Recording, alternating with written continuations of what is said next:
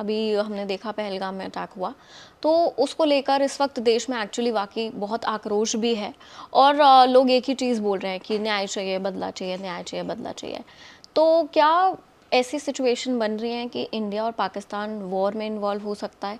क्या प्रधानमंत्री की कुंडली में ऐसा कुछ है कि इस तरह का कोई बड़ा वॉर या ऐसा कुछ जिसमें इंडिया अभी आने वाले समय में गिर सकता है? मैंने एक प्रेडिक्शन किया था एक्चुअली, मेरे ख्याल से फरवरी में किया था कि हमारे नॉर्दर्न एरिया में अप्रैल 4 के बाद ट्रिगर होगा ऐसा कुछ काफ़ी बड़ी टेररिस्ट अटैक। अब कितने लोग बढ़ेंगे, कैसे होगा, वो सब तो नहीं पता होता है एस्ट्रोलॉजिकली।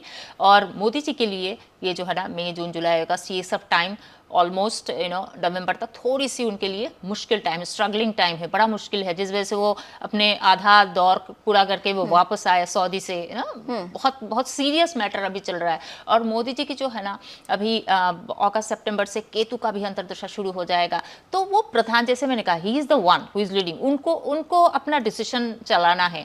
तो उनके हिसाब से ही हम पूरी कुंडली देखते। देश का एक कुंडली होती है, भारत का एक कुंडली है, क्योंकि जो भारत का जो जिस दिन से हमारी आज़ादी हुई है, कॉन्स्टिट्यूशन जहाँ से हुआ है, वहाँ से एक कुंडली हम देखते, फाउंडेशन चार्ट जिसको बोलते हैं। और जो देश चला रहे हैं उनके हम हॉरोस्कोप देखते हैं, क्योंकि बाकी इतने करोड़ों लोगों का तो कुछ हो नहीं सकता है। So that's how we relate, हम एक दूसरे से रिलेट करते हैं। मोदी जी की जो है ये टाइम बहुत सही नहीं है, उनकी मंगल का दशा चल रहा है, केतु का अंतर्दशा शुरू होने वाला है अगस्त सितंबर से। तो मेरा ये मानना है कि ये जो रिवेंज लेने वाली बात है मोदी जी की कुंडली में, वृश्चिक राशि, वृश्चिक लग्न, जब मून और मार्स एक साथ लग्न में बैठ गया, उसको शशि मंगल योग बोलते हैं। वहां तो नीचे भंग योग भी बन रहा है, बहुत सारे राज्यों के एक साथ हो रहा है, लक्ष्मी योग भी उसको बोलते हैं। रिवेंज जो वर्ड है यही कॉम्बिनेशन को बोलते हैं। तो रिवेंज लेना मोदी जी से ज्यादा कोई और नहीं जानता है। वो मतलब क्या बताऊं, ही is the master of revenge. मतलब वो जितना रिवेंज ले सकते हैं या सोच सकते हैं, तो आप क्या उसके हम पीओके लेने वाले हैं? हाँ, इज माय डायरेक्ट क्वेश्चन। अब बात ये आती है कि आपने कहा ना रिवेंज क्या लेंगे, मोदी जी की कुंडली में ही है रिवेंज। उनसे ज्यादा कोई सोच भी नहीं सकता है, प्लान भी नहीं कर सकता, कर भी नहीं सकता है। So he is the one and he will be doing the action.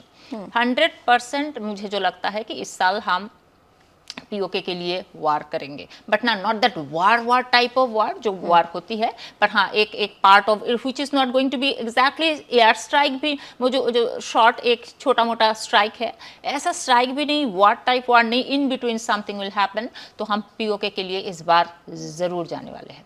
Okay, और सक्सेस रेट हम पीओके के कुछ हिस्सा शायद ले आएंगे, कुछ ऐसा ले आएंगे। हाँ, है तो पूरा पीओके नहीं, तो क्योंकि पीओके है तो 2025 में आ सकता है, नहीं तो 2027 में आ सकता है। मेरा एक प्रेडिक्शन है, वो भी पिछले साल का, कि 2025 में पीओके आएगी। तब मुझे नहीं पता था कि ऐसा ट्रिगर हो जाएंगे, ये तो ऐसा है कि हम डिफेंसिव नहीं है, हम डिफेंसिव थे, हमें भगाया जा रहा है कि नहीं कुछ करो हमारे खिलाफ, पाकिस्तान इज एक्चुअली हमें भगा रहे हैं। सो 2025 में आएगा, नहीं तो 2027। पर मुझे लगता है कि इस साल कुछ हिस्सा, कुछ पार्ट तो पीओके का पाकिस्तान के आने साथ वाली है। फुल फ्लेजेड वॉर हो सकती है 2027 के आसपास, अभी नहीं। जब मोदी जी का दशा चेंज होगा तब वहां से शुरू होगी कि हाँ, जाते जाते जब मोदी जी का सूर्य का अंतर्दशा शुरू होगा तब आएगी मोदी जी 2027 में वहां कुछ करेंगे। है तो बांग्लादेश को थोड़ा उनका जगह दिखाएंगे या फिर पाकिस्तान से, पर 2027 के आसपास तो हम पीओके हमारे पास होना ही है।